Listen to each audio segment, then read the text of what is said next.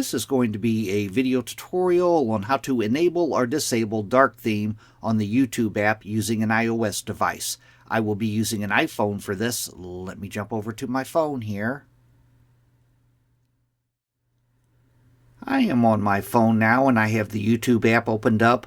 To enable or disable dark theme, first thing you want to do is go down to the lower right hand corner, down to your little profile icon. You want to tap on that. Then in the upper right hand corner, you want to tap on the little gear wheel. And that brings you to the settings page.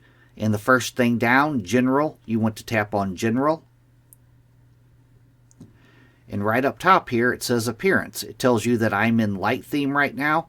But if I tap on light theme, it brings you to this page and gives you three options. Use your device's theme, use dark theme, or use light theme. I'm going to tap on Use Dark Theme. As you can see, I have now went to dark theme, and if I wanted to go to light theme, I'll tap on light theme. That is how to enable or disable dark theme on the YouTube app using an iOS device. Thanks for watching.